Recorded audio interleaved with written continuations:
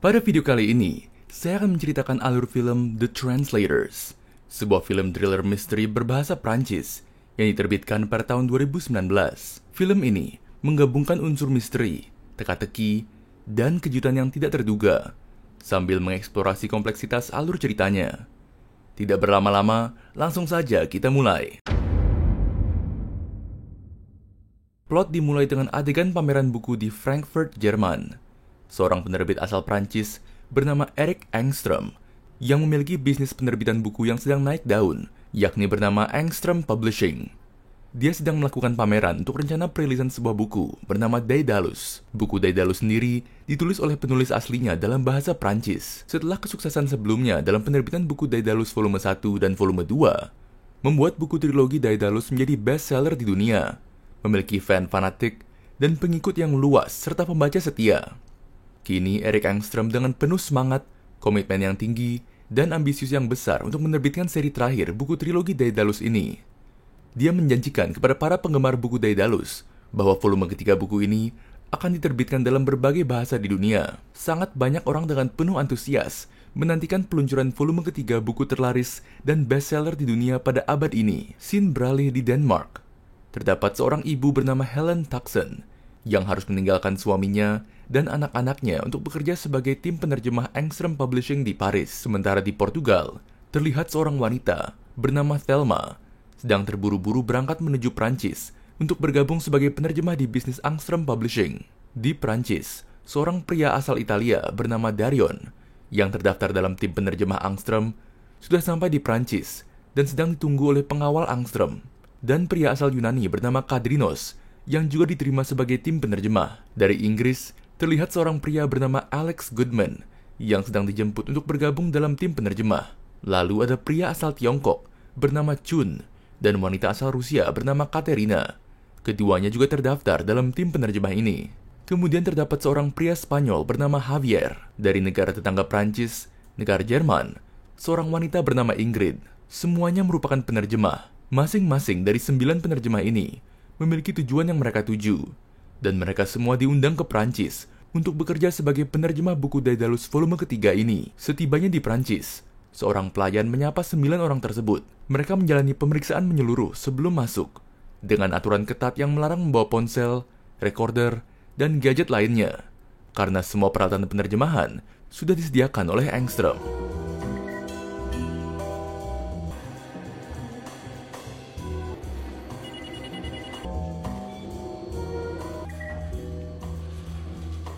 C'est mon outil de travail.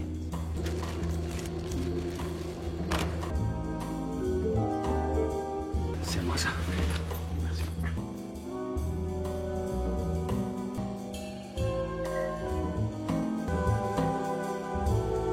Setelah dilakukan pemeriksaan ketat, mereka tidak langsung ditugaskan bekerja, melainkan mendapat briefing pengarahan terlebih dahulu.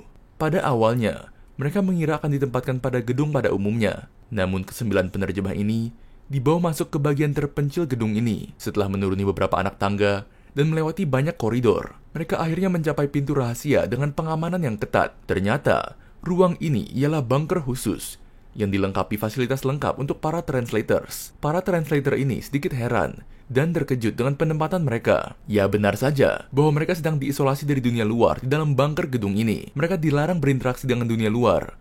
Mereka dilarang menggunakan sosial media. Aturan main dan batasan ini diberlakukan oleh bos mereka, si penerbit Engström, dengan tujuan untuk mengantisipasi dan mencegah terjadinya kebocoran isi buku Daedalus ini. Hal tersebut dilakukan melihat antusias para pembaca yang berusaha mencari tahu bocoran isi buku Daedalus volume ketiga ini. Ke-9 orang tersebut harus fokus hanya pada penerjemahan buku Daedalus. Untuk menjamin keamanan, masing-masing dari mereka akan memiliki pengawal khusus dari Rusia untuk memantau setiap pergerakan mereka. Situasi seperti ini tentunya membuat mereka semakin heran. Mereka akhirnya bertemu dengan Erik Engström. Saat itu, dia memberitahu mereka bahwa volume ketiga buku Daedalus memiliki 480 halaman. Mereka hanya akan menerima 10 halaman per hari. Artinya, dibutuhkan waktu 48 hari untuk menyelesaikan terjemahannya. Engström memperingatkan terhadap segala perilaku buruk selama proses penerjemahan, dengan menekankan bahwa hal itu tidak hanya dapat membahayakan karir mereka, tetapi juga nyawa mereka. D'ici un bon mois, vous devriez tous avoir lu et traduit les 480 pages du tome 3. Ce qui vous laissera autant de temps pour les corrections.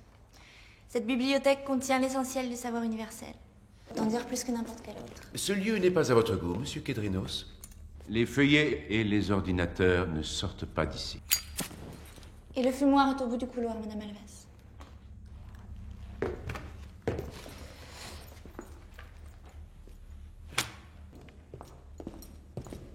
Nos amis de Russie sont là pour veiller sur vous. Bien, bon travail à tous.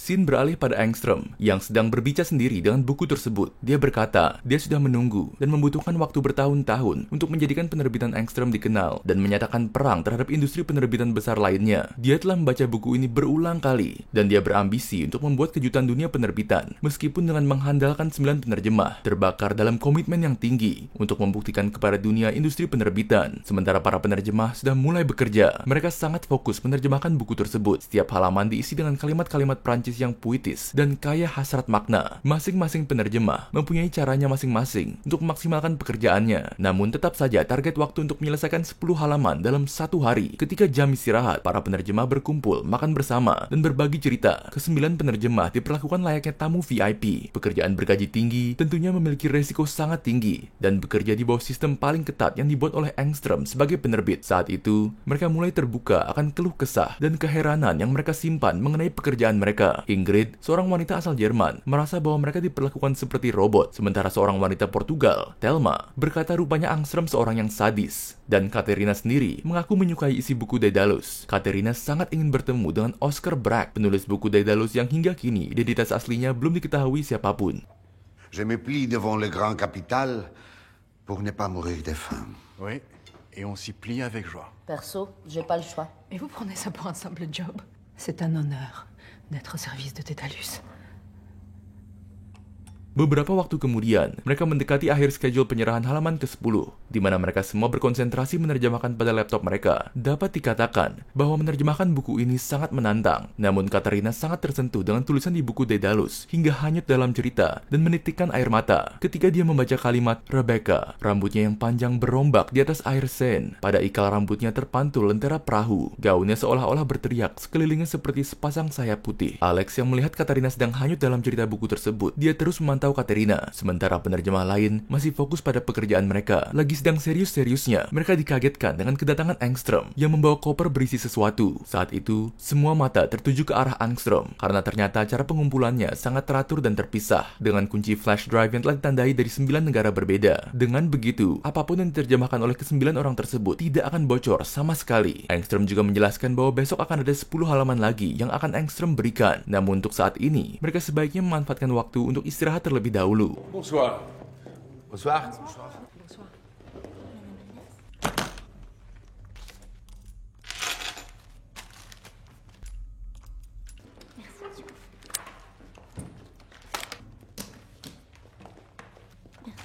Setelah melihat hasil pekerjaan para penerjemah dan mengagumi hasil kerja Katerina, Engstrom menyuruh sekretarisnya untuk memanggil Katerina untuk bertemu dengannya di ruang rahasianya. Ketika di ruang Engstrom, Katerina yang melihat tidak terdapat pengawal, dia mencoba untuk membuka koper Engstrom, di mana terdapat buku Daedalus tersebut. Katerina hampir saja ketahuan ketika membuka koper tersebut. Qu'est-ce que vous faites là?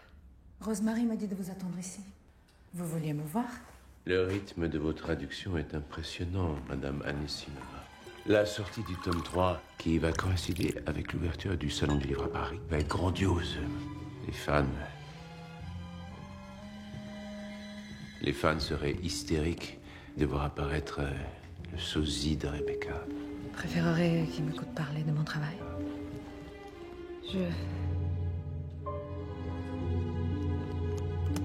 Scene beralih pada seorang pria tua bernama Fontaine yang merupakan pemilik toko buku, dan dialah memperkenalkan dan menyarankan buku Daedalus kepada penerbit terkemuka bernama Engstrom. Katerina, yang merupakan penggemar berat buku Daedalus, benar-benar menghayati dan selalu penasaran dengan cerita buku tersebut. Ini membuat dia bertingkah seolah-olah menjadi Rebecca yang diceritakan dalam buku tersebut. Tujuannya untuk dapat dengan mudah memahami teka-teki cerita dalam buku tersebut. Katerina sengaja menenggelamkan dirinya untuk dapat merasakan apa yang dirasakan Rebecca dalam buku tersebut, karena dia yakin bahwa aktor utama dalam buku tersebut ialah Rebecca. Dia juga percaya bahwa Rebecca ialah jiwa dari buku ini. Menurutnya, buku Daedalus lebih dari sekedar novel detektif. Ini merupakan kisah penyesalan, sehingga untuk memahami jiwa buku ini harus bisa merasakan apa yang dirasakan aktor penting dalam buku tersebut. Menurut Katerina, Engström tidak mengetahui seluk-beluk dan jiwa isi buku Daedalus, dan dia, Engström, hanya pebisnis yang mementingkan keuntungan uang. Katerina yakin bahwa Engström pada akhirnya akan menyesal, seperti isi cerita dalam buku tersebut ialah penyesalan. Setelah jam kerja selesai, mereka menghabiskan waktu untuk bermain dan menghilangkan ketegangan. Hal serupa juga dirasakan Engström selaku penerbit karena kesuksesan perilisan buku Daedalus yang luar biasa sebelumnya. Engström bahkan tidak membutuhkan penjualan dari buku lain karena ia bisa menjadi kaya dan terkenal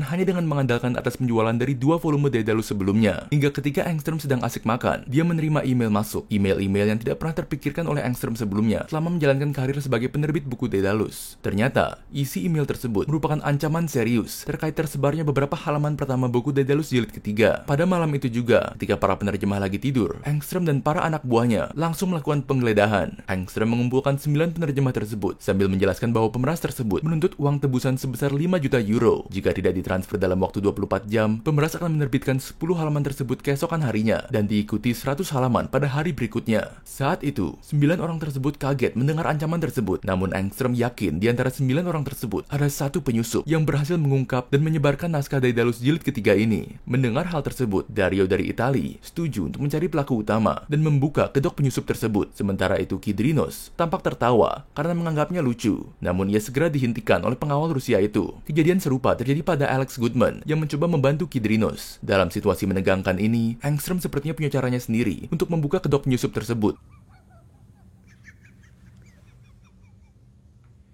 Un commentaire, Monsieur Kedrinos. Excusez-moi, c'est juste que si vous ne payez pas tout de suite, personne ne voudra acheter au prix fort un livre dont il a déjà lu plus de la moitié. Vous êtes baisé.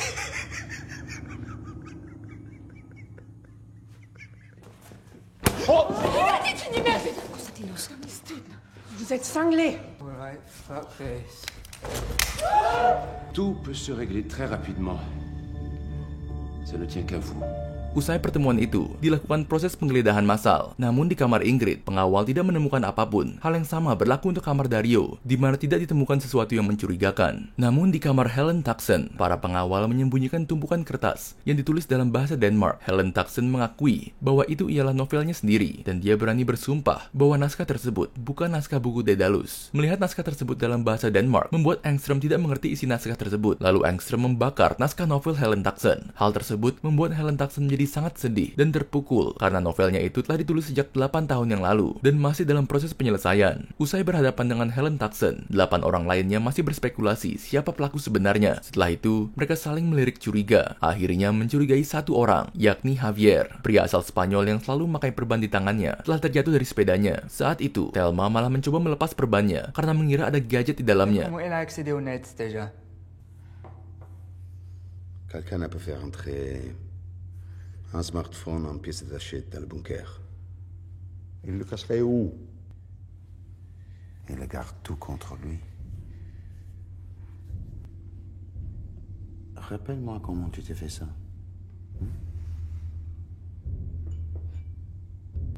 Je suis tombé de vélo. Quand? Oui, quand? Il y a un mois.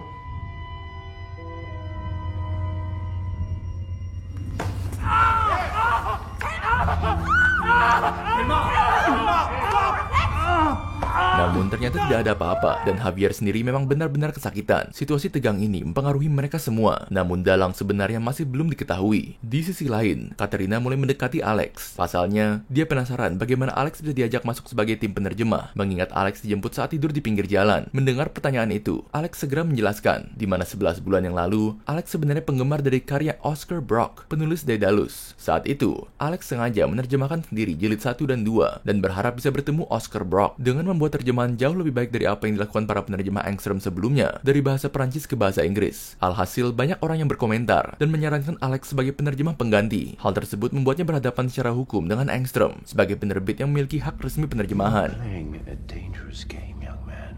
In France, criminal copyright infringement will get you 5 years in prison and a 300,000 euro fine if you're lucky. In the UK, you can double that, and I am not known for my mercy. You think you're really smart, don't you? Well, that didn't stop you from getting caught. Maybe I wanted to get caught. Even if you were interested in your particular case, I wouldn't do you the favor. You will never, ever meet Oscar Bragg. Becoming a translator will not help you meet Oscar Bragg. All right, that's enough. Take him back to his cell. Ketika Engstrom selesai memarahinya, Alex dengan berani mengaku bisa memprediksi kalimat pertama buku Daedalus jilid ketiga. Engstrom penasaran dan menyuruh Alex untuk menuliskannya. Tentu saja tidak bisa sama persis, mengingat bukunya belum dirilis. Namun nyatanya, apa yang ditulis Alex langsung membuat Engstrom tercengang. Alex menjelaskan, hal itu terjadi karena Alex melihat kalimat pertama jilid pertama dan kedua, lalu menggabungkannya seperti permainan puzzle. Kemudian, Engstrom mengumpulkan lagi para penerjemah dan memperlihatkan berita koran mengenai kebocoran 10 halaman pertama buku Daedalus. Para penerjemah sengaja di setengah telanjangi agar terlihat tidak ada dari mereka yang membawa gadget. Kebetulan pada saat itu juga, Engstrom menerima email dari pengancam yang isinya mengancam akan menerbitkan 100 halaman berikutnya jika Engstrom tidak mentransfer sebesar 20 juta euro dalam waktu 6 jam. Engstrom yang sudah mencurigai Alex sebelumnya karena hafal baik isi buku Daedalus volume sebelumnya, sekarang mulai mencurigai Katerina dengan alasan yang sama, yakni Katerina hafal akurat isi buku Daedalus volume sebelumnya. La magie n'est pas de ce monde. Daedalus, tome 2, chapitre 10. Vous connaissez aussi par cœur tous les feuillets du tome 3. C'est ainsi que vous avez procédé, n'est-ce pas? Pardon? Ne faites pas l'innocente. Vous jouez les Rebecca, travaillez 10 fois plus que les autres, redoublez d'efforts pour attirer mon attention, hein, pour que je vous invite dans mon bureau. Ça n'avait rien de prémédité. Mais tout en vous est prémédité. C'est elle. C'est évident. Oh! Basta!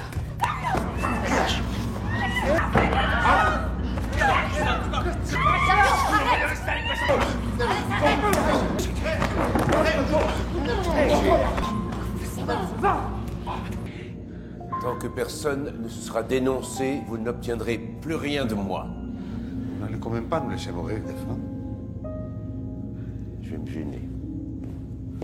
Adegan beralih ke Fontaine yang sedang dikunjungi oleh Engstrom. Saat itu, Fontaine mengaku tidak bisa lagi menjadikan Engstrom sebagai penerbit langganannya lagi, karena Engstrom lebih mengutamakan keuntungannya di atas segalanya. Dengan para penerjemah dikurung di bunker, lalu scene beralih ke Dario yang mulai mencium bau busuk di sekitar ruang perpustakaan. Setelah menyelidikinya, dia menemukan Helene yang telah melakukan hal yang tidak terpikirkan, yakni bunuh diri. Tekanan mental ini terjadi setelah kata-kata Engstrom sangat mempengaruhi dirinya, menyebabkan keputusasaan untuk mengakhiri hidupnya. Setelah kematian Helene, tiba-tiba Engstrom menerima email lagi dari orang misterius. Anehnya, tidak ada seorang pun yang memegang gadget pada saat krisis. Engstrom sendiri menjadi geram dan menuduh semua orang di ruangan itu. Setelah itu, Alex dipukuli hingga kesulitan bernafas. Vous allez me dire ce qu'il faut faire pour arrêter ces fuites, sinon je vous bute! C'est un système à distance qui envoie les mails à des dates et heures précises.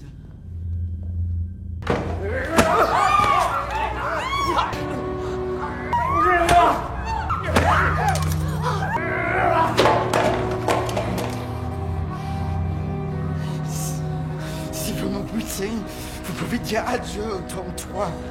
Begitu pula dengan Kadrinos dan Ingrid yang terancam gemetar. Katerina tertembak di bagian perut oleh Engstrom. Alex juga mengalami nasib serupa, hanya saja pelurunya mengarah ke dadanya. Engstrom paling mencurigai mereka berdua, mengingat kemampuan mereka berdua dalam menguasai dan menghafal buku Daedalus jilid sebelumnya. Mon cher Eric, Daedalus t'a échappé. Oui, même les pages que tu ne m'as pas données. En vérité, tu n'auras rien contre les rebondissements qui ont fait la gloire de la trilogie. Je n'ai rien à foutre de ton argent. C'est ta peau que je veux. Et on dirait bien que je l'ai eu. Appelez Oscar Bragg. Брат, не надо! Остановись! Остановись! Ангстон только что остался без работы. Мы тоже. Брось! Untungnya Alex selamat dari cobaan tersebut yang membuat semua orang tercengang. Kegemarannya membaca buku ternyata menjadi penyelamatnya karena buku tebal melindungi dadanya dari mara bahaya. Di rumah sakit, Katerina dirawat dengan serius karena memasuki fase kritis akibat pendarahan hebat. Namun atas perbuatannya, Engstrom langsung diancam oleh pengawalnya sendiri. Dan saat itu juga, Engstrom ditinggalkan oleh pengawalnya. Engstrom menjadi tahanan di kantor polisi. Tapi sebenarnya ada satu kasus yang belum terbuka dan sangat ingin dibuka pelakunya oleh Alex. Kemudian, Alex memutuskan untuk pergi ke kantor polisi menemui Engstrom. Alex Alex mulai membongkar jati dirinya bahwa dialah sebenarnya penulis buku tersebut yang menggunakan nama samaran menjadi Oscar Bragg, dan dialah yang merencanakan semua permainan ini, termasuk peretasan dan pengancaman kepada Engstrom. Engstrom yang mendengar hal tersebut sangat marah karena dia merasa dipermainkan oleh Alex. Akhirnya, Engstrom pun secara tidak sadar dan keceplosan mengatakan kepada Alex bahwa dialah yang membunuh Fontaine. L'histoire est vendeuse, non? C'est celle d'un éditeur qui a enfermé des traducteurs dans un bunker pour faire croire qu'il était victime d'un piratage et qui a endormi tout le monde en détournant une rançon monstrueuse. Mais c'est n'importe quoi, personne te croira. C'est toi le hacker. À part toi, personne m'a accusé. Ni Rosemary, ni les traducteurs, pas même les gardes. Mais tu les as achetés, c'est toi le hacker. Non, tu sais vraiment qui je suis. Tu peux pas être Scabrac, puisque Scabrac il est mort, tu comprends? C'est moi qui l'ai tué de mes propres mains, cette espèce d'enfoiré, tu comprends? Adegan beralih pada scene sebelumnya ketika Engstrom membunuh Fontaine di toko buku Fontaine. Saat itu, Fontaine mengaku tidak bisa lagi menjadikan Engstrom sebagai penerbit buku Daedalus karena Engstrom lebih mengutamakan keuntungannya di atas segalanya, di mana para penerjemah dikurung di bunker. Mendengar hal tersebut, Engstrom bereaksi agresif, mendorong Fontaine yang secara tragis kehilangan nyawanya setelah terjatuh dari tangga akibat dorongan tersebut. Sebelum meninggalkan tempat tersebut, Engstrom mengambil kesempatan untuk menghapus semua bukti dan mencuri salinannya volume ketiga buku Daedalus. Setelah itu, toko Fontaine dibakar habis, tidak meninggalkan jejak. Kasus inilah sebenarnya yang ingin dibuka oleh Alex, yakni untuk mengetahui pembunuh Fontaine yang merupakan ayahnya sendiri. Inilah alasan Alex merencanakan semua permainan ini, termasuk bekerja sama dengan para penerjemah dan pelayan Engstrom. Awalnya, tujuan Alex ialah untuk mengetahui Engstrom yang terlalu rakus. Untuk mencapai hal ini, Alex dengan meyakinkan berpura-pura menjadi penggemar setia Oscar Bragg, sangat ingin bertemu dengannya. Akhirnya, seiring berjalannya waktu, skenario tersebut berjalan lebih lancar, dan perlahan, Alex pun mengetahui latar belakang para penerjemah tersebut, informasi yang ia peroleh dari ayahnya Fontaine. Awalnya juga, Alex sebenarnya hanya berniat mengetahui Engstrom dari hari kedua hingga hari ke-48. Namun, setelah adanya korban jiwa Helene dan Katerina yang terluka parah, serta ayahnya yang meninggal tanpa diketahui pembunuhnya, Alex harus membatalkan rencana tersebut. Alex sangat terharu karena mengetahui Helene memiliki bakat yang luar biasa dalam menulis buku. Begitu pula Katerina yang sangat memahami bagaimana mengapresiasi karya tulis. Pada akhirnya, setelah apa yang diungkap oleh Alex, Engstrom menjadi sangat malu, dan Engstrom harus menghabiskan sisa hidupnya di penjara karena percobaan pembunuhan pada Katerina dan kasus pembunuhan pada ayahnya Alex. J'y vais.